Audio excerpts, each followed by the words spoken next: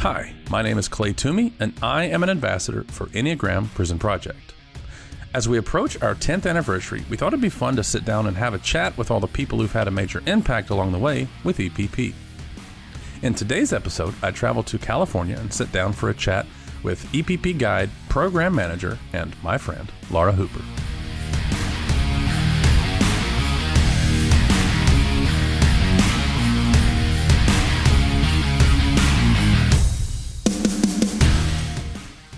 I'm fighting the urge to say, introduce your damn self. So we are in California. I'm in California. Well, we both are.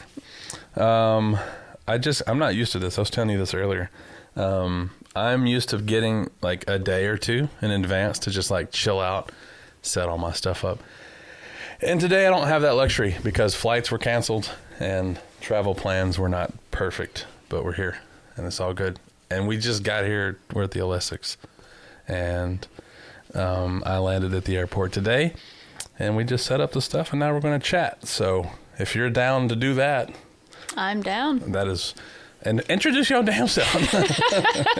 Who are you? Who am I talking to today? Anything that you feel is relevant, and leave out all the things that you may not feel are relevant, and maybe they'll come up later. Who the hell knows? Who are you? I am Laura. I am Laura Hooper. Relevant. So funny because I have always had this thing in my stomach that's like, don't just go with what you do for a living. Like, I always don't want to just be my job kind of thing. Mm-hmm. And then here I am with a job I love. That's so much more than a job. So I'll just go to that. Okay. Yeah, I love the project. I've been around, I don't know, I guess 3.5, 4 years, something like that. Just intended to volunteer, met Rick and Susan, fell in love, and that's pretty much the story. So, how did you meet Rick and Susan? What were the circumstances around that? Yeah, I was in a coaching program, New Ventures West. I know we've talked about them a little bit. Mm-hmm. Others have also gone through the program, and towards the end, you go through a year of pretty intense training, and then at the end, you have to do a weekend where you actually coach a live person. You coach live. Turn you loose on a live human. Yes. Live bait. So, it's kind of intense, but Susan happened to be, she was a guest. She was just kind of sitting on a panel listening, and I guess someone had mentioned she was coming, and I, of course, me being me, I'm like researching, and I realized, oh, she's doing this cool thing with prisons. That's really interesting, and I really liked the website, and I remember thinking, oh, that's cool, she'll be there. And I listened to a podcast with her and the founder of that school, and I'd always been around prisons a little bit because my dad had worked at a state prison where I grew up, and he was a barber instructor. So I had met quite a few folks that had been incarcerated, even from a young age up, and I had gone inside with him, and so I was like, this is really cool. And it was right around the time when I was really diving into my own development and also supporting it within the organization I was in, like workforce development. Anyways, long story short, said hi to Susan, love what you're up to, keep up the good work. And then that very weekend, I started emailing, and I was like, I would love to just volunteer. Like, what can I do? Nobody responded. I waited a week or two. I emailed again. No one responded. I think I did it 4 times maybe. And the final time... Not super rare, probably, back in those days, by the way. Well, the last time I emailed was like, I think something might be wrong with your website. Yeah. And I meant it. It wasn't you were doing it through the form on the website. Correct. Gotcha. Yeah. So she reached out, and she's like, we just had a nice phone conversation, and where I live is very close to the jail that we happen to program in the most. And she said, do you want to come check it out? I said, sure. And then once I started to do that, I was very interested in kind of the back end of things. And so she said, why don't you come to the house and see what Rick does, and see if there's something that clicks for you where you want to get involved. And so I came down and spent a day with him. And I remember because she came home later in the day, and I got a feel for, wow, he's gone a lot of different directions, but this is super interesting. Mm-hmm. And when she came home, the 3 of us walked out. For anyone that's been here, beautiful property, and you can kind of walk out to the point and just have this gorgeous view. And yeah. It's kind of got that Sound of Music vibe when they're in the mountains. Yes. Or whatever the hillside, yes, rather, is the probably. Hills are alive. Yeah. That's what it looks like out there, especially now that it's all been cleared out. It's pretty beautiful. It's really beautiful. Yeah. And the 3 of us just stood out there and talked, and again, my intention was just, let me see how I can support you. Let me volunteer. I've got some space in my life for that. And I don't know, we just got in this beautiful conversation about love, about loving people, loving ourselves. And it just felt like, I don't know where this is going to go, but hey, I'm here. How can I support? And not too long after that, it was like, do you want to come join us? And like, I think I can't say no is what it felt like. Yeah. So yeah, I ended up big career shift and came this direction. So you said your dad, did I hear it correctly that you said he was a barber instructor? He was, yeah. Like teaching people how to cut hair? Yep. Inside of maximum security prison in Pennsylvania, Camp Hill Prison, right near Harrisburg. He did that for several years, but yeah, he would have a handful of guys in his program inside, and most of them, by the time they would get out, would get their barber license. And a lot of them would get out and then contact him and, just thank you so much. Yeah. They called him Hoop because my last name's Hooper. And, right. I remember... That's a cool name. Hoop. It is, yeah. So I remember Hoop. One guy had a really cool barber pole tattoo, and right at the bottom, and there were some shears and some other barber stuff. You're pointing at like the inside of your forearm, as nobody else can see that, but like palm up inside of your forearm, the entire length of the forearm was a barber pole. Yep. And it just, on the side, just said, thanks, Hoop. Because it was, That's actually pretty damn cool. Yeah. It was really cool. And it's a good name. At least it wasn't like a rough name to have to put on a tattoo. But yeah. So, I won't spend too long talking about your dad, but this is fascinating to me, at least, and I would assume interesting to somebody listening. How do you go from was he a barber before that, or was it like he was a barber first and so then he went into prison after that, or was he in the prison world and learned how to be a barber? So what was... He went to a school, a lot of people call it an orphanage, but it wasn't really. It was for kids from military families. So He went to a boarding school, oftentimes low income, which he definitely fell into there. And, oh geez. So... we got all the time in the world, homegirl. My computer, trust me, we're good on space.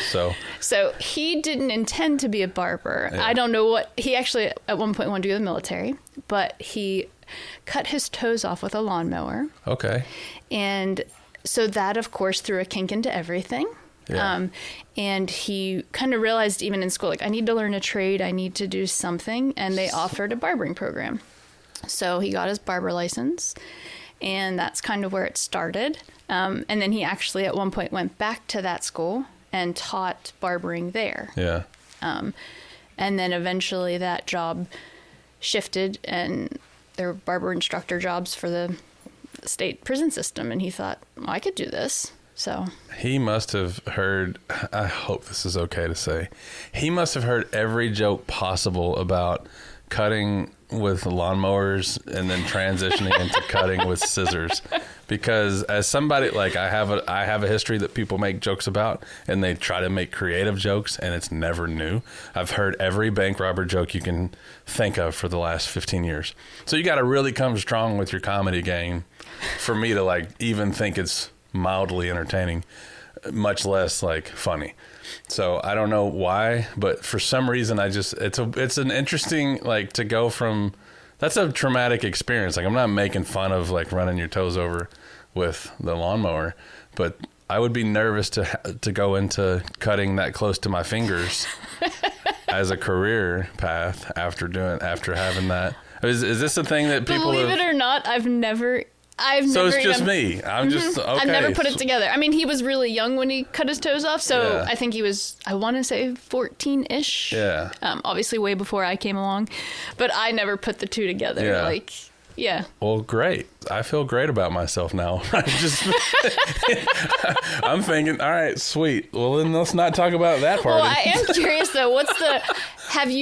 Have you heard any good bank robber jokes? Like, has there ever been one that you're like, oh, that was good? No, there are. So people will say things. Nothing comes to mind to answer the question. So there have been, I do recall moments of telling people, that's new at least, you know. For the most part, I don't think any of them are funny because I just don't think it's that funny of a topic. But B, Like I'm a comedy nerd, so I love stand-up comedy. I have like a very high bar, for what I think is funny anyways. And generally speaking, I don't think most people are funny, which is like sad because I like to laugh too. But I don't think like the average, my throat just growled and was not happy with that statement, I guess. And that's not, I think that's funny, but I don't know, maybe not. I think it's funny too. I looked at the cat, actually. This is the most disappointed looking cat that I've ever seen in my life. I agree. Just sitting there like, this shit is not funny. Please move on. So, okay, I will. I think the topic it's really hard to make the topic of crime funny to me.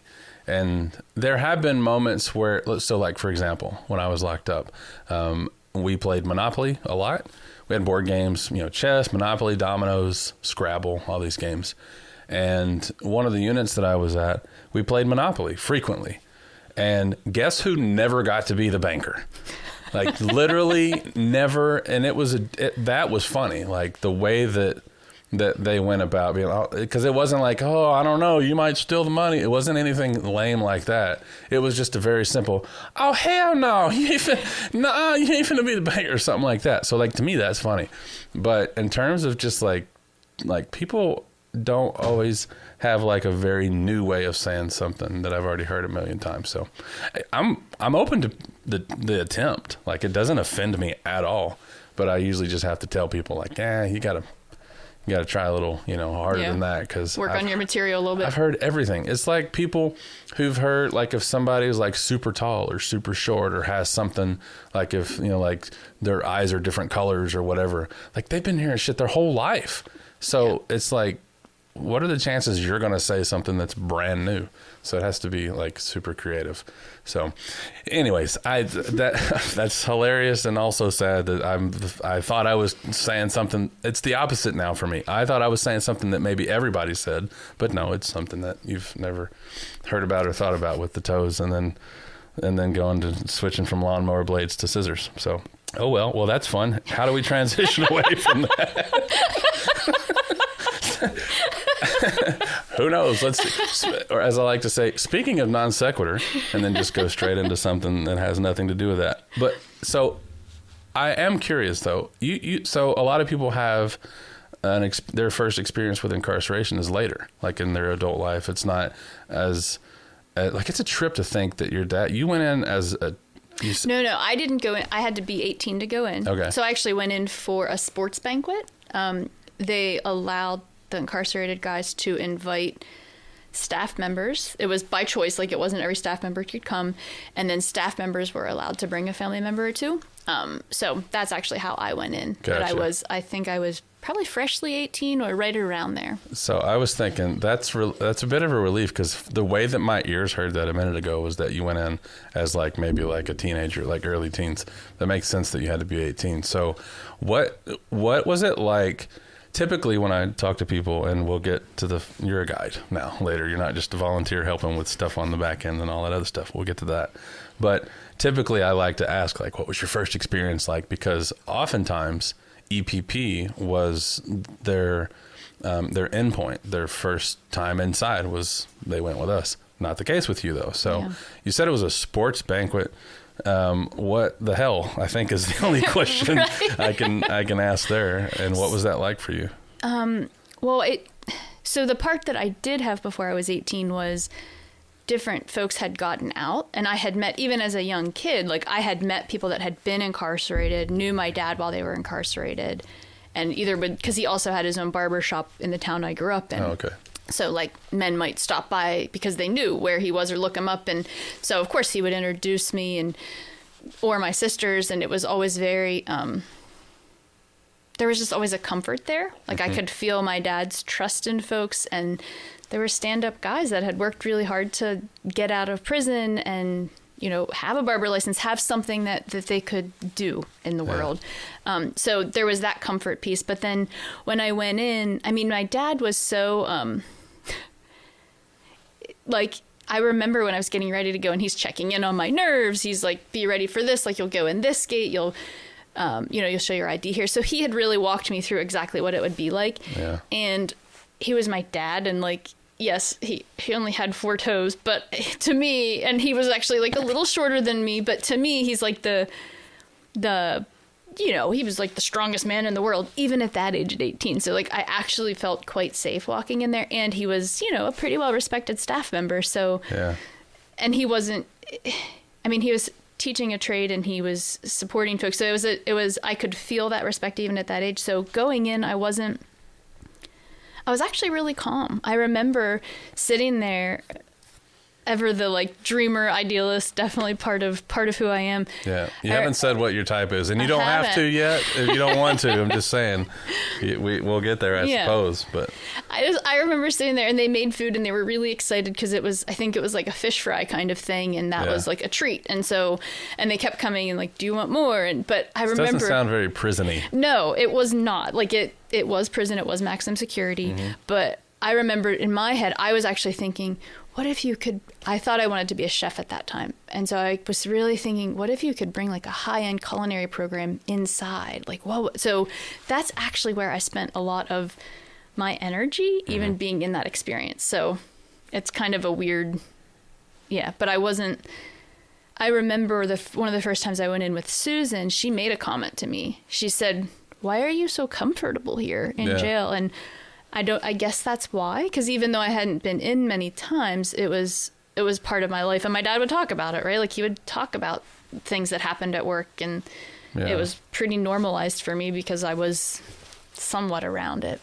So when you were around that at an earlier age, was there a time where that part of your life or whatever had kind of stopped? Like maybe he had stopped working around the prison or whatever, or had you like consistently been involved in prison work until you met Susan?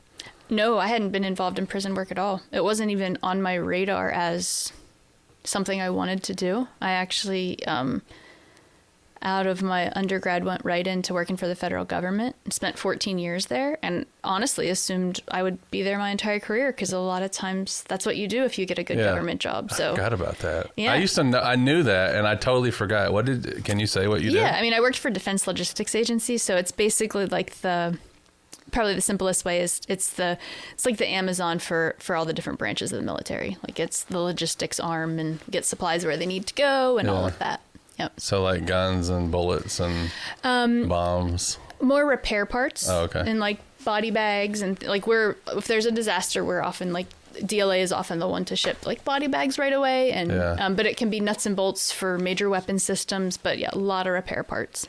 So it's kind of a happy coincidence that by the time you met Susan and then EPP was on your radar, you had already had what sounds, I don't want to put words in your mouth, but it sounds to me like you had a fairly favorable experience with prison before all that anyway. So it's kind of, I would think it would be easier going in, or like Susan said, like, why are you so comfortable here or whatever, because maybe you never got that thing that a lot of us get where inmates are just demonized, or, they're ex-cons or offenders or whatever the, sterilized word is for them. But like people are often just scared based solely on the fact that they're wearing a uniform inside of a building that they're not allowed to leave. And I don't know, maybe you just never had to look at them that way, or did it always just look like people, or I don't know. I think that's a big part of it. I think that's just what the environment I was in and the way my dad spoke. Mm-hmm. And my dad had a lot of health problems, and there were, on more than one instance, he had passed out at work, and the men there saved his life. Yeah. So that's a trip. Yeah. So for me, it was, especially his clerk, who was a lifer, the way my dad spoke of him, I always just like had so much respect for him, and he always had an eye on my dad, especially from a health standpoint. So I guess I just never, I just wasn't exposed to like the real extreme othering in that setting. So I guess I'm really fortunate in that way, because I didn't have to like undo that. I wasn't programmed or invited into that. So when I like to point out words that we use and how most of us know what these words are, but somebody, maybe they don't. And when you say a lifer, you're talking about somebody who's not getting out. Yeah. And they're there forever, period. Yep. And this is a person in the free world that did something so, I'm not going to put an adjective with it. They did something that somebody decided they needed to be gone forever. And here they have a favorable, I don't know, character or something to that effect with somebody who's like very important to you. That's kind of bizarre to hear, frankly. Even as somebody, myself, I've been around a lot of guys who've done some crazy stuff. And it's not fair to say crazy. People have done some pretty severe things. Yeah. And I've had strong, positive opinions of them because I know a different side of them. And it's still just kind of bizarre to think about. Like, these are people we see in the news, or even if it's fictional, like in movies and stuff. And we're just like, oh, these crazy monsters, awful people, burn them, send them to hell, do whatever, blah, blah, blah. It's kind of funky to not think of them that way. I don't know. Or maybe it's not. I mean, I guess it is. But I'm so glad I do. Yeah. My dad just looked at everybody like, I guess that's what instilled in me that I could do something like that. Like I'm not like going out thinking I'm going to murder someone, but I've certainly had murderous thoughts. I've certainly been out of control of myself at different times in life. And I think we're all, given the right circumstance, very capable. And then the other side of it is like, how much pain do you have to be in to do that? So yeah. I don't know. I guess you're making me really think about it, but yeah, I guess it makes this what we're up to inside the project. It made it a very natural thing for me to be part of because I didn't have some of the hurdles that I think maybe are like, I don't know if normal is the right word, but oftentimes there. Yeah. When did you quit your job with well, I'm assuming you quit. I did. Okay. I try to assume as little as possible and to not say anything that the other person didn't introduce just because I don't have to feel bad about, saying something somebody didn't want to be said. But when did you come on full time, I suppose? I came on. Is a better phrase. Yeah, I think officially I came on in, it was like March 2019. I think. It's so hard to put times on anything with COVID. Like, yeah, I think it was either 2018 or 2019. I might be a little bit.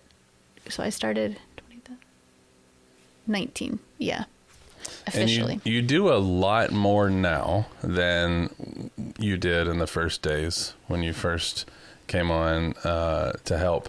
And you mentioned volunteering and stuff like that early on, and seeing how things were done, and you saw the Sound of Music Hill out here and all that other stuff. But the point of the podcast is to tell the story of EPP and the people who've had a major impact along the way. Obviously, you're one of those people, and so you do a lot more now. Like even just today, like I saw like you had a call about this thing to with people in the project, and then I also know that you're a guide. You do a lot of shit. Like you do a lot of stuff, okay? Like you're very involved, and you're very impactful in what's going on around here. So here in the future, where things are mostly virtual and stuff like that, or when we can go on the inside, you're still going on the inside. But like, what all do you do with the project now? Well, part of the reason I do more now than I did in the early days is because EPP does a lot more now than EPP did in the early days. I do, as Ariane says, I'm a Jill of all trades. So I like to understand kind of what's going on all over the place. I like seeing the big picture and kind of having a feel for all parts of it. So I kind of throw in wherever it's needed. I work really closely with Rick, and that's, if you know Rick, he's quite humble about it, but wow, he does a lot. Like he does pretty much all the back end stuff. And yes, there are a lot of people now that support that and support him, but there's so much that has to happen to make this thing work and keep moving and grow the way that it is and really hold all of it. So yeah, I do. I love guiding. I love going inside. I love supporting the guides. I love building relationships with the different facilities. And I also like being in front of a spreadsheet and figuring stuff out. I do. I like figuring. I do a lot of scheduling, whether it's putting the schedule together for public programs or in custody. And it's just, I like putting the puzzle together, and I like getting the input from all the different parties of like, there's got to be a way to make this work. And it's fun. So there was a time when I remember going to Rick and being like, I wish I could just guide full time. I don't want to do all the operation stuff. And he very pleasantly was like, let's see how that plays out. And I can hear his voice. Yes. I can literally hear him say that exact sentence. Yeah. I mean, he was very he didn't, let on that no, please no. But so then there was a time when I was really 5 days a week between public programs and in custody.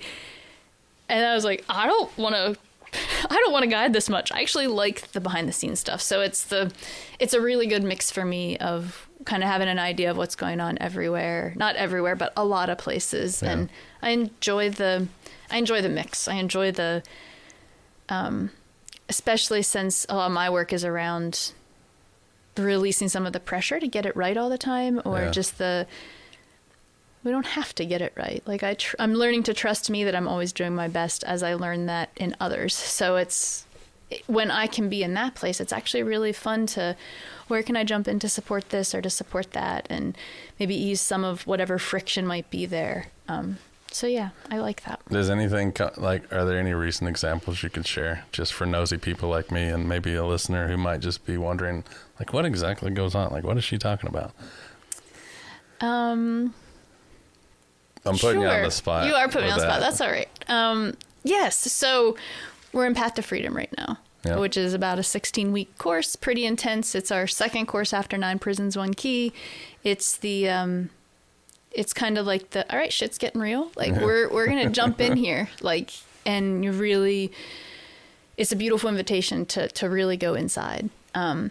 And it's a lot to schedule all the guides, make sure everything is done, right? And so I forget where I went, but I thought we had this schedule in place and I thought we were going to approach it this way. This was a couple months ago before things kicked off. I was away for 1 day, I think, and I come back and faculty's like, nope, we're doing it this way. The whole schedule changes. Yeah. And so when that happens, it's we've got to get all those guides in places. We've got to get this program bounced against another program and in custody stuff. And do we have enough coverage for everything? Yeah. And it depends on is someone apprenticing or is someone a seasoned experienced guide who can have an apprentice? There's just all these little pieces. And I like trying to catch those pieces. So yeah. So I know the numbers, but for those who might not, when you say Path to Freedom and guides and apprentices and matching things up, what are the numbers behind that? How many people, participants or students or how many people are in Path to Freedom, and how many guides will be, involved? How many cohorts, which you didn't mention, but I'll just throw that in here as well. What is that? And what is you're making it sound simple, small, and it's a lot of stuff, but I can do. But there's a lot of stuff. There's a lot of people, and there's different subgroups and all that stuff. It's a pretty big puzzle to solve. It is. I don't want to bore everybody. Yeah, it's not boring. It's not boring. I promise you. There are. It is not super common knowledge, exactly how stuff like this goes down. And I'm a nerd with spreadsheets and stuff too.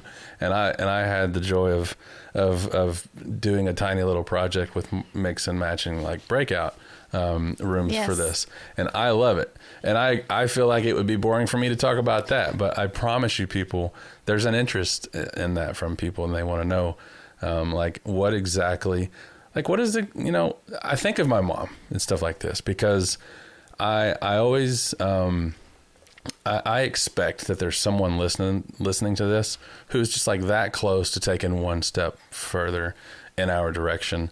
And people don't, they might not be willing to jump into something that they don't understand. So I don't know.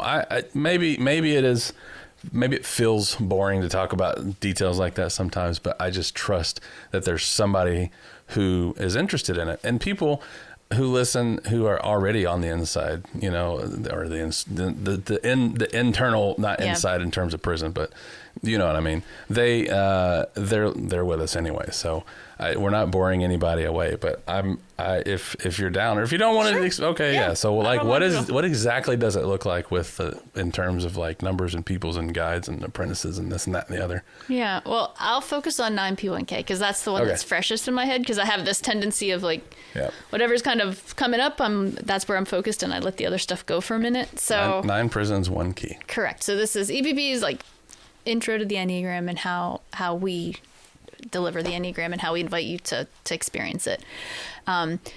So I will start with like, who's available? Well, no, I don't even start there. I start with, all right, when can we offer this on the calendar? When do we have the 10 weeks that it takes to do this? It's really more than that once you add in an orientation and you add in a celebration, and then you say, oh, we want to do a few in French. Okay. So you get all of these like... Sure, why not? Yeah. So even to get to that place where you say, these are the 10, 12 weeks we can really focus and put on the calendar. Once we get that, then I can kind of start to build out. But it can be a big process, because I start with our like experienced guides, our completely certified EPP guides. Certified is probably not the right word, but EPP guides. And I say, these are the weeks. Here are multiple time slots. Let me know what your availability is. How many cohorts would you like to have?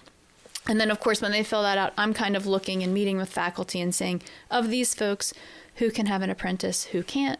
And then we are an IEA accredited school. So every cohort that we offer has to have at least one IEA accredited professional. So I'm also like kind of keeping tabs on that. Once I get that information first, then I'm looking at, who are we going to be ready to apprentice? And again, that's me going back to faculty and saying, like, where are these folks right now? Some people are ready immediately after they take guide training program. Other ones, there's some places to work and they're getting ready.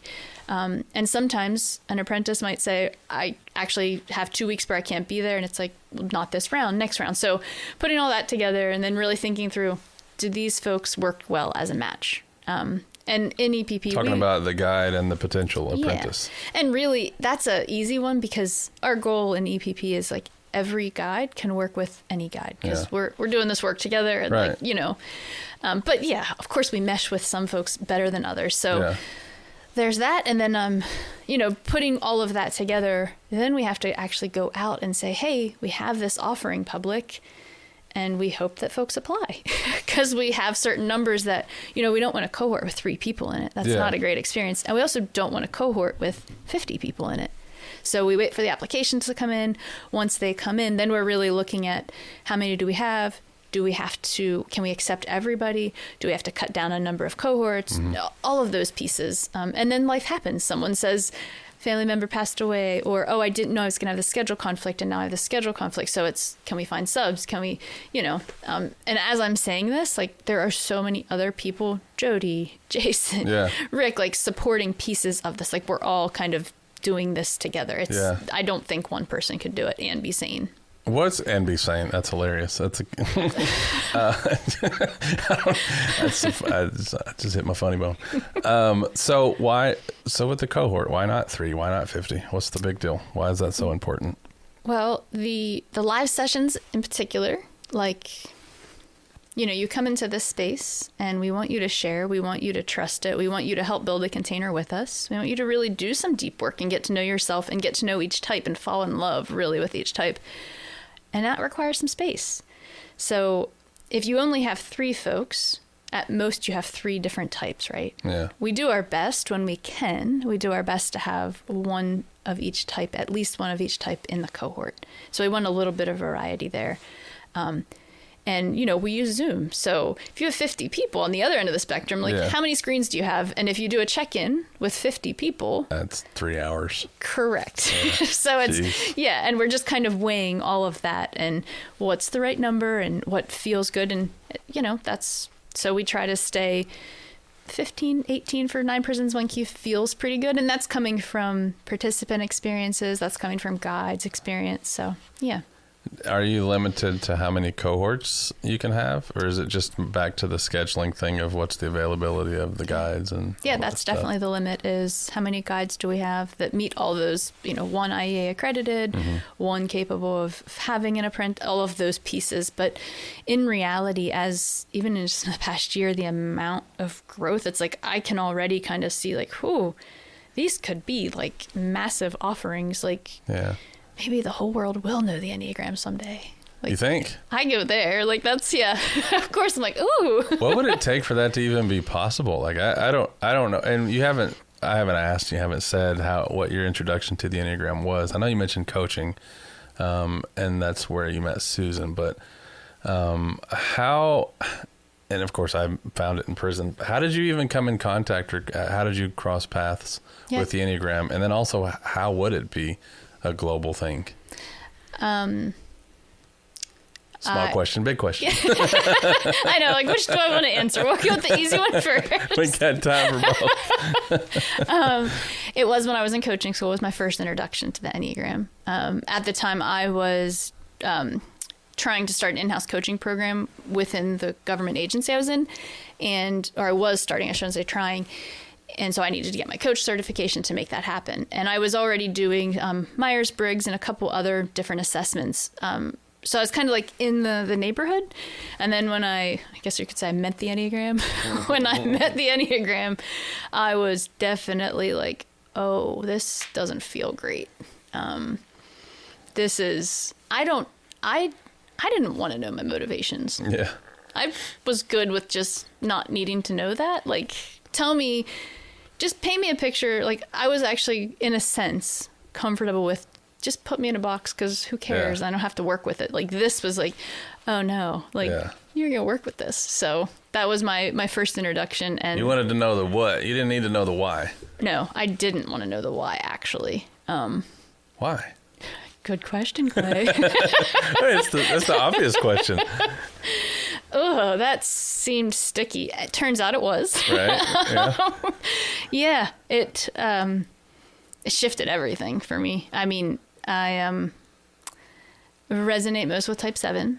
At first, I thought I was a type 2, and type 2 didn't feel terrible to me. I was like, yeah, I get the shame. I get that stuff. Like, of course.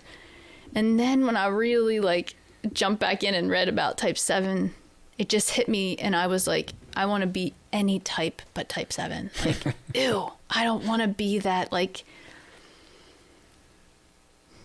to me, I felt like there was a shallowness that I just couldn't. I didn't want to be that, and I didn't want to acknowledge that I couldn't be with tough stuff, because I could be with your tough stuff. Mm-hmm.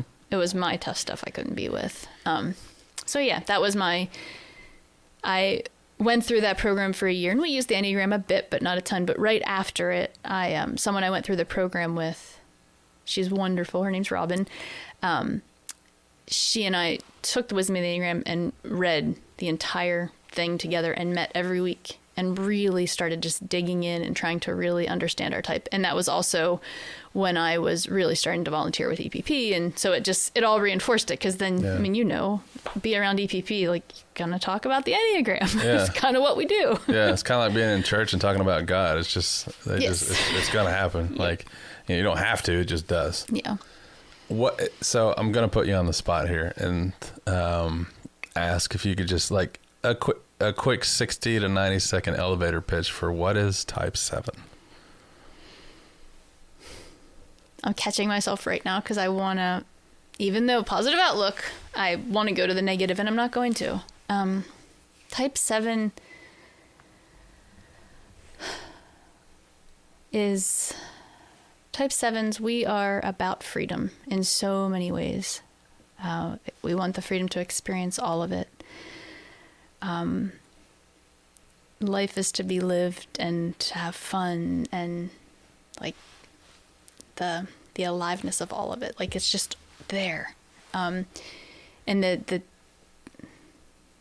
tough part is, as with all 9 types, the thing that we have naturally, we end up mimicking, and then we end up cutting ourselves off from it. So that very freedom, I was as all type 7s, like boxing myself in a way that I didn't even realize I had the freedom. Like, I want so much freedom that I want all my energy out here and I want to experience everything. And actually, I'm not experiencing anything really. I'm like very scratching the surface of a whole bunch of things and not really being anywhere. And for me, a lot of that is being in the future and planning and not being in this moment, whatever it is in this moment, but being able to be with every bit of it. Because that's actually freedom. It doesn't seem like it. It didn't seem like it initially for me. Like, that didn't actually feel like freedom. I mimicked it with this, let me plan the future. Let me plan the next experience. But that is a trap, and it's not real. It's an illusion of freedom. Thank you. I appreciate that. It's not always fun to answer that question on the spot. No. And I didn't intend, it wasn't that I planned for that, but just in the moment, I was just curious. I asked Rick about that on the way up the mountain back in October.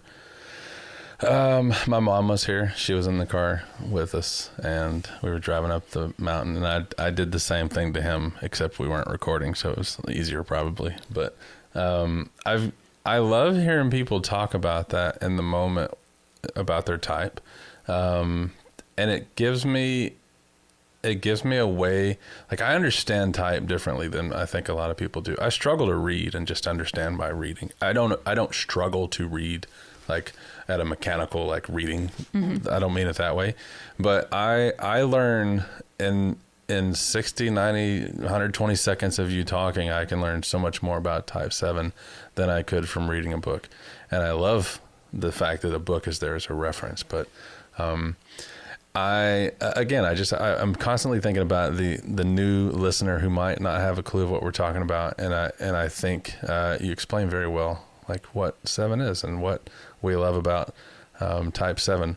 I'm also curious, what is it about, this is not a panel, so I'm not trying to give off panel vibes or, do any of that stuff. No vibes. I don't have panel vibes. Yeah, it's not how I roll. But there are things, and this goes for this goes for every type, things that are like stereotypes, either positive or negative, or maybe even neutral of some sort, if that's possible. But what are things about 7 that people believe that you find are not necessarily true, at least for you or most 7s that you know? I suppose you could say that those are stereotypes, but yeah. I don't know. I don't like stereotype because it seems like such a typical word. I think it's a tough, like, I think the stereotype of, like, they're always happy. Mm-hmm. There's, like, it's tough because it's a stereotype because there's some truth to it, right? So this is the challenge with a stereotype, but I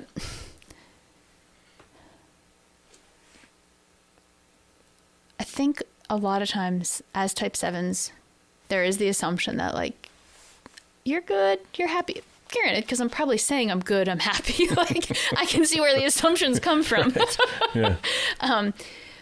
But underneath, like, I think I've heard Dana say, like, type 7s have more, like, and she may have pulled it from somewhere, so I don't want to, like, leave that little opening there. Mm-hmm. But type 7s have the most unprocessed shadow work, basically. There's, like, the most darkness, because I know for me, I've spent the first 33 years thinking I didn't have a shadow, like, thinking I don't do the sadness. I don't, like, there was really this, that the mind is so strong that I had myself believing I didn't have the heavy emotions. I chose not to. And why would anyone choose to? Like, so I think, how do I say this? I think as again, with all 9 types in different ways, we're so good at the thing that we do that we believe it ourselves, and then people around us believe it. And so for 7, it's, it's something that is often, not always, but often valued and enjoyed. Like, it's something that other people can have some kind of fun with. Like, the lighthearted, make sure the fun person comes along. And then there's that pressure of, I've got to be the fun one. If I show up and I'm, like, Eeyore or just down, like, am I still of value? do I get to be a whole person that has this very broad spectrum of me? And that, even as I say that, it's like, that's scary, because if I'm not lighthearted and happy, like, will you still love me? Will you still want to be around me? Yeah. I don't know if I answered the question. I think I kind of... You did, 100%. And then the question that you asked at the end, by the way, for the record, I think the answer to that is yes. Just so we're clear. I really struggled to learn 7 and what it is to be type 7 and what it is to experience life and that for a long time, because a lot of the what's the 5 and 7 are kind of different from each other quite a bit. And like we were talking earlier about a girl that I dated that was a 7, and that our first date was like going and shopping, and she hated my wardrobe because my wardrobe is very simple and it's based on comfort. It's not based on looks. I don't really care. So I thought, hey, this would be fun. Let's go shopping, and you have X amount of dollars of mine to spend and buy me a bunch of new clothes. And so I learned there's a lot of fun stuff about type 7 that I early on in the Enneagram experience for me, like some of the stereotypes, like, you know, scatterbrain and bouncing around and full of energy and always laughing, and a lot of stuff that you just talked about, like that, to me, I pigeonholed the whole type just by saying, yeah, like, can you not be serious? Like that was, you know, like early on in EPP, there were 2 ambassadors, and I was the 5 and there was a 7, and we butted heads a lot because I never had fun and he was never serious. And it was an issue because of it. And I flat didn't understand 7 for a long time, and still wrapping my head around some of it, to be totally honest. And people like Rick has helped me a lot in learning about type 7. Of course, I talked with Tara in the last episode. There's a lot of good things about type 7 that I'm just barely starting to understand. And I don't know. I wish like 5 and 7 have that line that they're connected with, and I don't even know, frankly, what that means. I mean, I could pretend I know what I've heard people talk about, and I've listened to theory around it and stuff like that, but I don't understand it at the level that I could explain it, which means, for me at least, that I don't understand it well enough. Shocker. Probably an Einstein quote in there or something about if you can't explain it to a 5-year-old, you don't know it well enough or whatever. But I'm kind of rambling, all just to say that there's a lot of stuff about type 7 that I didn't frankly get early on, and I'm finally starting to wrap my head around. And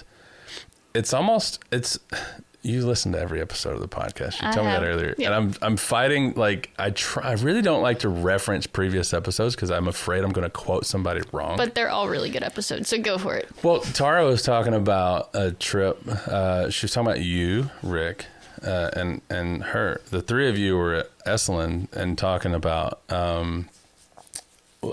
basically about being alone together. Yes. and do you remember that conversation, by the way? I so remember that conversation. Was your do you remember it the same as how she described it on the episode? Like, yeah. What? Yeah. It was actually a pretty intense emotional conversation for all 3 of us in ways. And yeah, because she said it, she was like half joking, but it was like the need to be alone. And, you know, type 7s, including me, love stimulation. And there's actually fear around not being stimulated for me. I think for most 7s, but I don't want to speak for everybody. And so that was kind of where we were headed, was this, like, knowing we need to go in and hold ourselves and be with us, like kind of the opposite of 5, right? Like, you're good at being alone. You're very comfortable. God tier alone status, yes. Exactly. Of course. Not always the case for type 7s, because I need the stimulation from everywhere. And so she just said it like, I think I might have been crying at the time. She might have been crying. I don't know for sure. But yes, it was when she said, can we just be alone together? In this moment, I was like, yes, please. I'd feel so much better if we could be alone together. It's not funny, but it's very interesting to think about 3 7s sitting around in this like super. I don't want to say dark. I wasn't there. I can't call it that, but it seems like it was kind of like a sad. Not sad, not like heavy. I mean, I feel like heavy might be the right word. Right. And so it's what, like if you told me, hey, 3 7s are at a, chilling around a hot tub, what do you think they're doing? I'm going to say, I don't know, probably like, first of all, probably, pouring drinks and partying and telling stories and talking about what they should be doing instead of this and what sounds more fun. And instead y'all are like boo-hooing it up. And it's the opposite of what I would expect for type 7 to do. It's exactly what I was trying to say a second ago. Like I learned so much about type 7 just from sitting with and hearing stories from type 7s like that. Cause that's bizarre to me that's a thing. I would expect like 3 4s to be sitting around doing that, or maybe even my type to be sitting around doing that. But I could say the same to you, Clay. Like I wouldn't expect a type 5. Like this is where our stories of the type really get us in trouble. I wouldn't expect a type 5 to say, I want to do a podcast. I want to actually have these very deep conversations. You just said I'm God's status of being like alone, isolated, right? Yeah. We know type 5s to be that. So why in the hell are you like, let me do a podcast. Let me have these conversations, right? But I think I love the Enneagram, and I think that's the challenge is we stay in this place of you're a 5 and that's that. And it's like, well, wait, like I've got all of it in me. And as soon as I put that story on you, then it's hard for me to accept you to be anything but isolated. And that doesn't feel good for anybody. Like it's not freedom, right? That's kind of what we're all about. And that's the opposite. I love that. I think there are, and that we could do this. We could go around the entire circle and say every type that we think does this, and in reality, it's something else. And I think it actually drives me nuts when people say that about type 5s, that in a serious way of like, well, you can't be a type 5. You're too comfortable talking to people, or you're too comfortable on stage. You're supposed to be an introvert. And you're supposed to be withdrawn, and you're supposed to be like, it's not the supposed-to-be-agram. Like that could be the t-shirt. Yeah, there's the t-shirt. I didn't even think about it. It's not the supposed-to-be-agram. All right, cool. That actually might be the title of the damn episode. That was an accident. That was funny. Oh yeah. But for real, it's like I don't know why. I get super triggered when people are like genuinely saying, well, you shouldn't be doing that. You're a type 5. It's like, that's not how it works. Like, it's not what we do. That's not what the Enneagram is. So, I'm glad that we agree on that. And I continue to learn even in this conversation a little bit more about type 7. So thanks for being willing to just go there and share all that. Of course. I want to talk more about your guide status and what it's like to go on the inside and teach this stuff, as we say, to men and women who are incarcerated. And if you have, and I'm not asking anything specific, but just even in talking about going on the inside to teach, does anything come up, any experiences, any classes, any panel? Do you do panels on the inside? Yep. Or pre-COVID, I suppose? Yep. And we when we're in person we do panels. When we're virtual, it depends on the class. We may try, or we might use some of the recorded footage, like we have a type 5 panel with you and Eric. So it depends, but yeah, when we're in person we do panels. What is it like doing a panel inside prison? And before you answer, I want to ask, have you heard the panel that Susan did way back in 2010? It was recorded, and I don't know if many people have heard that audio. There was a tiny snippet on one of the episodes of the podcast. I heard that. Yeah. That's, I think, all that I've heard is just that snippet. And so I wonder, I want to hear about if you remember much about your first experience, because I'm sure you've done several now, doing a panel on the inside, and if it's any different than doing it on the outside, or just really anything you feel like talking about around being a guide and going on the inside and doing stuff. Yeah. I'll start with, I love going inside. Like, it is, I love it. It's one of my favorite places to be, if not my favorite. I love it. I'm so bummed right now because I'm in the middle of a class. I'm bummed I can't go to prison. Exactly. We're in the middle of a course in Santa Clara County here in California, and we were supposed to finish it up after Christmas, but there's been COVID, so it's kind of rolling lockdowns, basically. So we might get to go back next week, but it's, we want to be safe when we go back. So, but your question about panels, well, I do not fully remember my first panels in custody because I went through guide training program and the very next day started my apprenticeship. Mm-hmm. And I was with Susan. And so I just remember being like, oh gosh, I was so happy to be with her. She's an amazing teacher, as we all know. And I was scared. So it was actually Scott and I, we apprenticed together, went through GTP, started our apprenticeship the next day. I do remember a few students specifically from that class, but I don't remember paneling because I am 99% certain I was in my own way and probably didn't do a great job because I was so worried about not messing up, about getting it right. And so I suspect I wasn't super present. Also didn't do terrible, or she would have told me because she is quite honest, gentle, but very, she being Susan. Yes. She being Susan. So I didn't do anything terrible, but I don't recall those. No scars. No. But it's the more I've done it, the more I'm amazed at how deep people go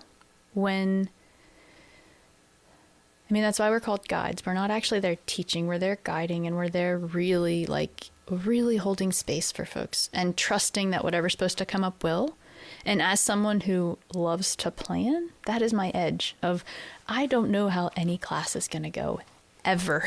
I walk in, I have no idea, but I'm going to be as present as possible, listening and pulling out whatever makes sense. And also, of course, sensing, do I push a little harder here? How comfortable is this person if I push? Or, is this a good spot to, so it's but being around EPP and you watch people like Susan, Dana, Suzanne, you watch all these amazing folks panel, and you're, for me, constantly just kind of letting that soak up and I'm watching them all the time and seeing how they are, and what it is presence. And so I keep coming back to okay, as Russ says, how much presence can I tolerate? And the more I can tolerate, the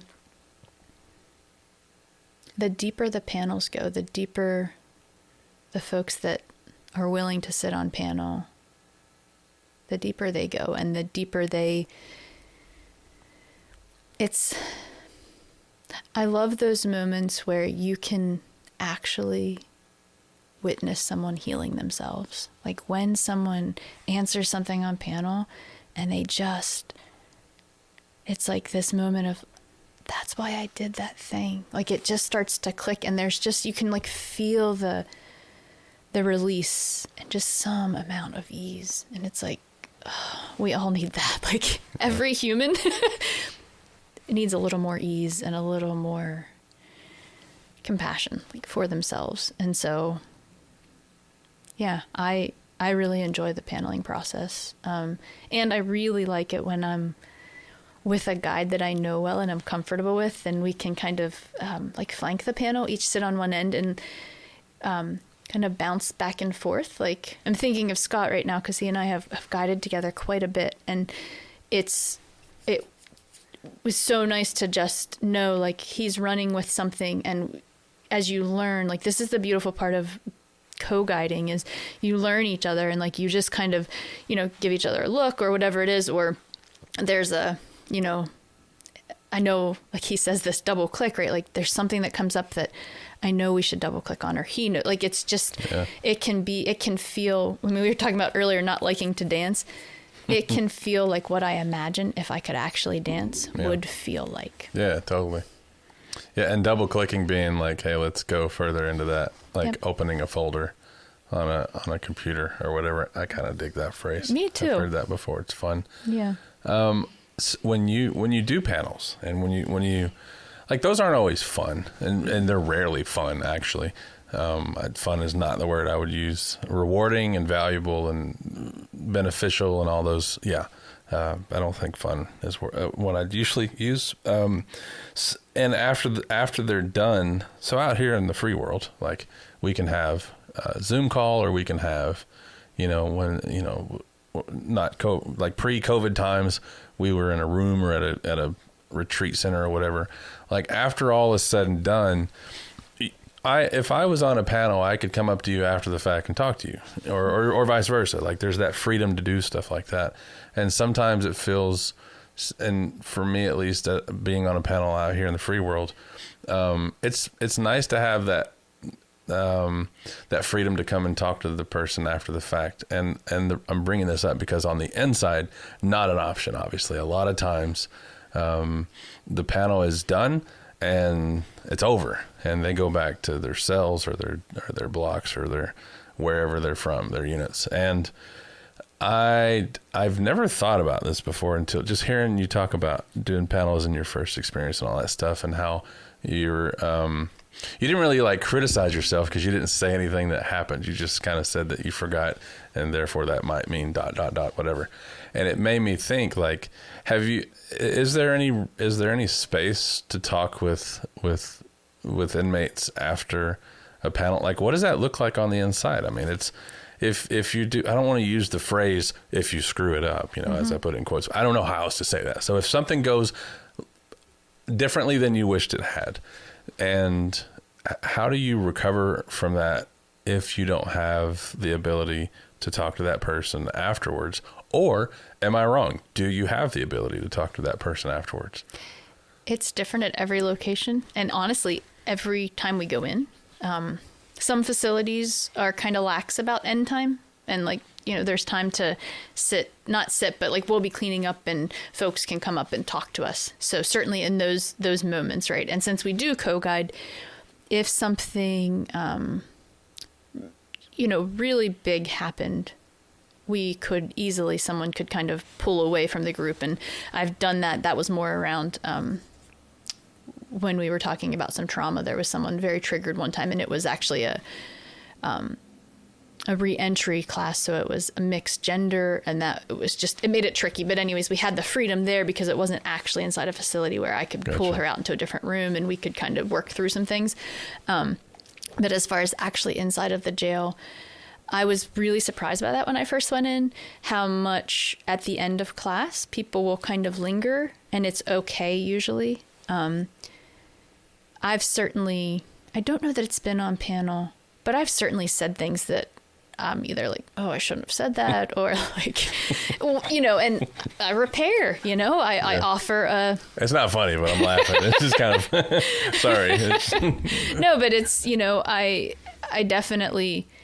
I mean, this was a relatively small one, at least it felt small, but I said something about a couple of rounds ago. I said something, I forget how I phrased it, but I said when it was a black guy that was talking to me, and I said something about when black people came to this country, and not a huge deal the way that I said it, but I realized pretty quickly, like, wait, when they were forced to come to this country in slave ships, right? Like, so real time I could go back, and that was in front of the whole class of like, let me rephrase that. So you did that in the moment. I did that in the moment. So I think the more you... That's pretty wild, by the way. It's... I mean, appropriate, of course. Yeah, and it fits. It's the right thing. And also not something that most people would do or would feel comfortable enough to do. I think that's the beauty of this community for me is I don't think anyone likes to be uncomfortable. Yeah. Type 7s especially. Like, can we just stay up here and have fun, right? Yeah. Like, but the more I do this work on myself and the more I'm with others, it's like I'm learning how much freedom, how much beauty there is in being able to catch those things real time and stand in the discomfort. Like I witness other people's strength there, and I'm learning and pushing that in myself. Like, what was the reaction when you caught yourself in that moment? Or was there a reaction? I don't want to assume that anybody even really made a big deal out of it. I would expect that to be like, oh, wow, she caught that and rephrased it, respect or whatever. I don't know. Did anybody even care? I mean, there were definitely some looks around the room. Yeah. And the individual that it was directed to that I was responding to, he definitely just, it was a head nod of like, yeah. And he's come back for a second class, and I have been not secretive with him that I hope you're an ambassador someday. Yeah. So Why is that? Why are you recruiting ambassadors? What's so special about this guy? Oh my gosh, I love ambassadors. So he's just, well, I have a soft spot for type 1s, married to a type 1. I adore him.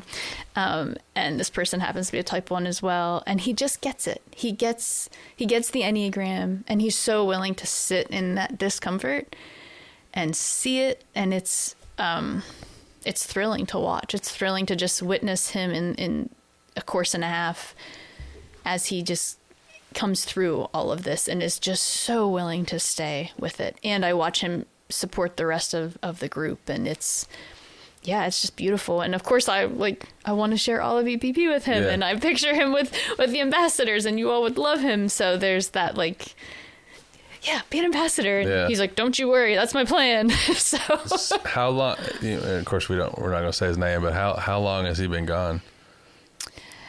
Or how much time, if that's a phrase, how much time has he been serving is probably the proper way to say that. I don't know exactly, and I don't think it's been all that long. Okay. It's probably my easiest way to answer that. Cool. Yeah. And it's probably not even relevant. I'm just nosy and wanted to ask. Are there any, we have like a dozen ambassadors now, I think. It's 12-ish, something like that. Are any of our current ambassadors former students of yours? Like, have you taught on the inside any of the guys that got out? No, as you say that, I'm just like going, no. A few of them that came out of San Quentin, I had been in there. I've never guided at San Quentin like a full course, but I had been in there multiple times as a visitor, and that's alone has been wild to watch folks like come out and become ambassadors. And like, I met you when you were in blue, and like now you're not. Do they remember you? Mm-hmm. Yeah. That's been special too, because in my mind, I'm like, they won't remember me. Like, why would they? And then they do, and I'm like, this is deep, because I think those are the moments where you're like, wow, we make an impression on one another, and I tend to assume the impression I receive is stronger than the other way, and so I'm always. Yeah. I'll tell you, anybody who's ever considered going on the inside to visit, whether it be as just a visitor or a guest of some other program or whatever, the impact that it makes is immeasurable. Like the fact, and regardless of why you're there, like it could be for Enneagram, it could be for, a book club, it could be a business program. The fact that you're freely walking into a prison to volunteer your time, people most likely will remember that. It makes an impact. It's kind of cool. And I remember when I was in the last year of being locked up, the program that I was in, which is where I met Susan, we had guests come in like every month. It was like a business program, and they come in to do like different events and things. And I remember a lot of them, and some of them I only saw that one time and never again. Like the impact that you make when you give your time to a population that most people don't really care about, it's kind of a big deal. So I mean, you're memorable, and you're like, I would be shocked if anybody forgot you specifically. And then also, in addition to that, it's just a big deal to be like going on the inside, and like people remember that kind of stuff. It doesn't surprise me at all that people remember that. To get to see and be with folks that were incarcerated, and then to get to hug them, and just like, I don't know, I guess I don't know if this is like the head type. You might join me on this. Like, I'm not always sure I can trust reality. Like, we met on the inside, and like, I think you care about me. I think this is real. But then like to actually see someone on the outside then and like hug them, and like that was a real moment. And we both shared our heart in a way that was absolutely true and real. There's like this, you can trust the universe. I don't know. It's like this very beautiful, it's very special. I don't know how else to say it. And I think people might take for granted, I love that you bring up the hug. I always talk about the hug and the value of the hug and how special that is and important. And on the inside, it's not there, period. You're literally restricted from physical contact. Not even, as far as I know in California, not even a fist bump. You could, pre-COVID, you could handshake. Okay, so you could do that. In Texas, in the program that I was in, we could hug. Men could hug men, but we would have to shake hands with women. And some of those it's like restrictions that make sense, and it's not that big of a deal. But in a lot of places, it's like you couldn't even pat someone on the back and say, "Hey, good job." Like you're just straight up restricted from any kind of physical contact. And a handshake is cool, like it's fine, but nothing compares to an actual like full on embrace. Like there's something happens there that doesn't happen with a handshake. So they get out and they come to reconnecting or whatever it is that where you see them, and to be able to give that hug is, I can imagine that's pretty badass. Yeah, I would say, I mean, I hear what you're saying, but for me, it's like to get that hug. Yeah. It's like, Yeah. it's just, yeah. Instead of give. That's funny. Yeah, I can see that. I feel, yeah, I've never even thought, because I always say, I always use that word instead of, I never thought about that. That's fun. Okay, well, we'll see. Let's dig into that, Clay. Yeah. Tell me a little bit more about. I don't know. Well, I always think like give a hug. I always think like I went all that time without getting one. And so I always feel like it's an outward thing for me. I could write a book. That was actually an idea for a while, with the title about the value of a hug. What would have been how would a hug during your incarceration, like, how do you think being able to hug, would it have shifted anything? Would it have shifted your experience? Well, so my experience in prison was different than most anyways, because I wasn't snatched out of freedom without knowing about it. So I didn't have that sudden just like jolt of, hey, you're in jail now. Like I knew that I was going to go. I turned myself in and I planned all that. And so for me, it was already a pretty easy time by the time I got there. So that's probably relevant information and context. But even beyond that, just, I don't know, for like, it wasn't so much like periods of time where hugs would have been like helpful. It's more like certain like instances or situations where I just had a bad day, you know. And I say all the time, like, and talking about prison, that, you know, if you're having a bad day, who cares? Everybody there is having the worst day of their life. So if you're having a bad day, tough shit.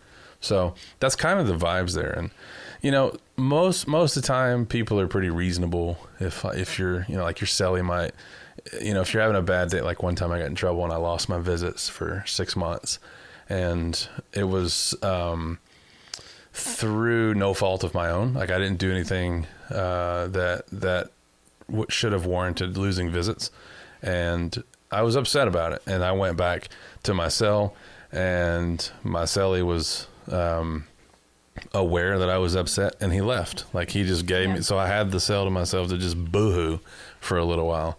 And, you know, it would have been cool if it was like socially acceptable, or, I mean, maybe it was socially acceptable and he just didn't think about it. I didn't think about it, but it'd have been nice if it had just been like, you know, hey man, you know, and just gave me a hug and be like, you know, it's going to be all right. Or I'm sorry, or I feel bad for you, or like all these interactions that happen out here in the free world that we take for granted don't really exist in prison. It's part of why it's so hard to have like a healthy, like a healthy emotional experience on the inside, you know, unless you're in a safe container, because it's just not a thing that anybody does. So when I'm having this bad day, he's aware, like he leaves the cell and so I can cry by myself. And then there's also this thing, like when people get bad news, you stay away from them.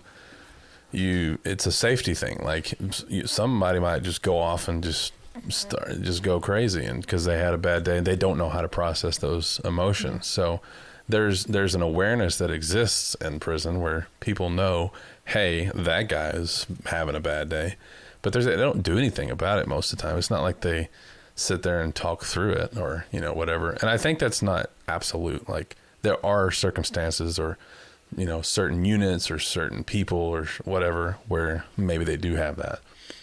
But to go back to I guess the original question about, what would it have been like? It would have been, prison would have been a much different experience if that was like a thing, like if hugs were socially acceptable or whatever the right phrase is there, but they weren't.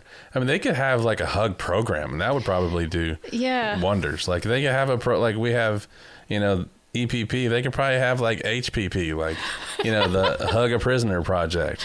I love that. Well, I mean, that's, even as you're talking, I'm thinking like when you're hugging someone, it is like such a, I mean, you can fake it certainly, but like it is one of the most undefended things you can do. Yeah. And I mean, I've not been incarcerated. I don't want to be incarcerated, but my take on it is like, you have to be defended to survive it, is what I feel like. And imagine just any time to physically not be defended would, like, I can feel that shift even as I talk about it. Like, yeah, well, if you're hugging somebody, you're physically vulnerable to them. It's not just like a fully emotional thing, although there is that. But if you have beef with somebody and you don't know that something bad is going to happen and they trick you into a hug, they could just hold you while they stab you. Like and that's like severe. It's probably not going to happen, but I guarantee you it has. It's happened more than 0 times. Yeah. So there is like that physical vulnerability that happens, and it's also in addition to that, it's like this human need to be like held to some extent, and in this case it's physical. Mm-hmm. And I don't think you ever outgrow that. I don't think you ever grow beyond the need to be held by another human. So whether that's a parent, whether that's a loved one, whether that's a spouse or a partner of some sort, that need never goes away. No. And I think if you're fortunate, someone holds you as you transition out of this world. I mean, honestly, that holding has to be the most like sacred. Yeah. If you're lucky, you leave being held by somebody. Yeah. Yeah. It'd be nice. Yeah. There's a handful of things that have just been the difference in my life after prison. And one of them is the Enneagram. It's knowing, what my I say glitches. It's not a fair word, and I won't put that on other people, but for me, it's a comfortable word for me. And I don't see it as a negative thing. I had a cellie who said, everybody's got a glitch, and then 2 years later, I learned about the Enneagram. And so I don't think that my type or that the understanding of it is about glitches. That's your language. Yeah, exactly. So I love knowing what my glitches are, or to say it nicely, what some of my red flags might be with my behavior. And I like knowing what like my superpowers are, is probably the word that is more commonly used. And not only me, but you, and not only you, but them and whoever else. Like it's given me a tool to exist out here in a happy and healthy way without completely losing it. So as far as like things that I took away from prison, like the Enneagram is a massive one. There's some other things like personal finance and just learning how to do things, and my ideas around money and how to manage it and all that stuff, and to respect it and to work and just like stuff like that. But then the hug thing is probably if Enneagram and hug, it's like 1A and 1B as far as like biggest. This is a little embarrassing to admit, but there goes the assumagram, because I assume you as a type 5, honestly, I mean, I know that you and I have hugged, but in my mind, there is this bit of like, my story is I'm too much. Mm-hmm. So there is this, don't be too much. Don't, like, honestly, there is a calculation of like, how much do I hug Clay and time it, because he's a type 5 and he's going to want me to be, so I'm just appreciating you sharing that, because there I go again with some sort of assumption because of this beautiful map that we have, but our shortcuts, right? Like it's interesting to acknowledge that real time. And even at the airport, like when you picked me up at the airport today, and the car pulls up And before anything else, before the bags go in, like that's like priority for me at least. It is for me, but I went with your lead, honestly. Like I was, well, no big deal if he doesn't want to hug. Like we're in the middle of a pandemic for one. And I don't know how much of a hugger he is. Like I'm hugging. Yeah. All day. That's so interesting to actually acknowledge that. Like, yeah. So there was the supposed-to-be-agram, and now there's the assume-agram. Oops, I messed it up. No, I like assume-agram too. That's a funny one. That's like this is like the whole. This is my problem, and anyone that knows me well knows this. I get concepts, but I get the words wrong all the time. Like I could tell you a story, and it's like the concept's there, but the names are probably way off. Maybe the total locations are off. Like even that, it was. What was it? There is no it. Like I know, but what did we say first? And then I came back. Concept, I had it, but the words were way off. The word, the phrase that I said earlier was, it's not a supposed-to-be-agram. That's right, supposed-to-be-agram. And I mean, I was in the neighborhood, but then you get it was that. So that's what. And then your flavor was assume-agram, which is there. It's all good. I don't know which one I like more, to be honest. I think they could both be on T-shirts. I have so many damn T-shirt ideas, and none of them are happening, and I don't know why, and I don't know who to talk to about that. We should drop those on the 10-year anniversary. That's not a bad idea. In limited edition. Mm-hmm. I mean, we know people. We can probably make that happen. I don't know. I also don't want to make anybody mad. I know. I don't want to put work on anyone or like... But that's the assume-agram. I'm assuming they might get mad. Maybe I shouldn't assume.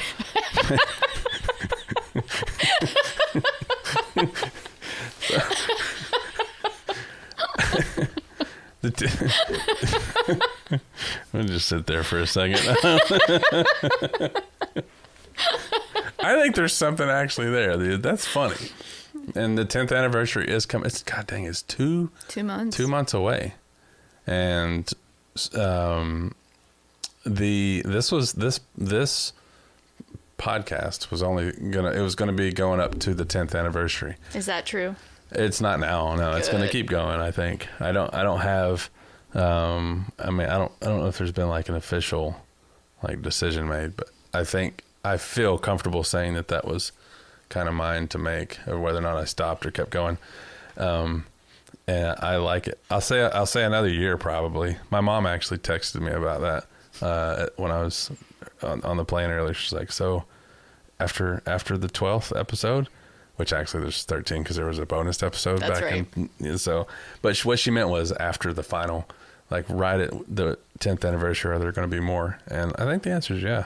Your mom's putting the squeeze on for a 5-year contract. Yeah, for real. God, Lee's like, are you getting a cut of this? What the heck? So I don't. Who else would that would be a fun exercise actually to anybody listening. Like who is there to hear from that we haven't talked to yet? And I can say, oh my gosh, so many people. I want to talk to everybody eventually. Yes, you should talk to everybody. Everybody's wonderful. That's the plan, hopefully. And I know in future episodes, I don't know when they will be, so I'm not going to commit to that. I can say. I wish you wouldn't cut nobody. How come I can't see? Nobody's gonna know that I just tried 3 different times to say the same sentence, and it's fine. It's okay. Future episodes will be. I'm done. I'm done being silly. I mean, I'm not done talking. Oh. No, I quit. That's how. Okay. Yeah, that's how we end the podcast now. I don't know if you heard this. This was in a meeting. One of our meetings this week, we decided no more proper endings. So I'm just going to say I'm done. And that is the appropriate boundary being set. And then the podcast is over. Okay. No, I jest. But the way that we do in the podcast, which you probably know if you've heard it, is I don't take the last word. That's right. I don't have anything, nothing further, Your Honor. Nothing more to ask her. I'm down to talk about anything else if you want. I feel like this is a good spot.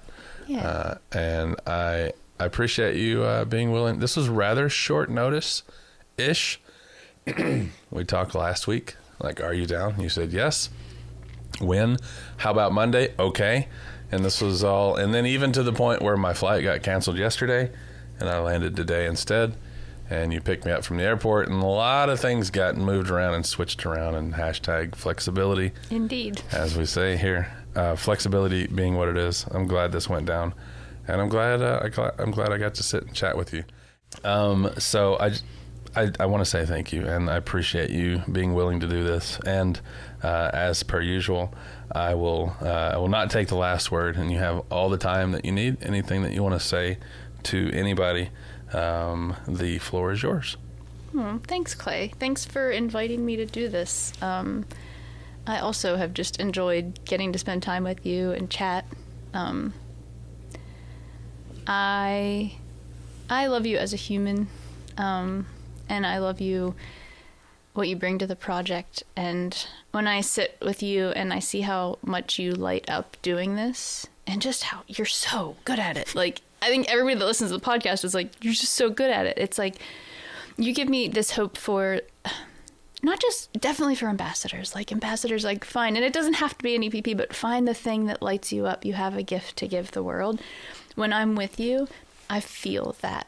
And that's, to me, what this project is all about. It's like everybody finding something that lights them up and sharing it with the world. And it's like, I feel it right now. Like, it's just warm and fuzzy inside. And I'm just so grateful for you and what you're sharing with the world. Thank you.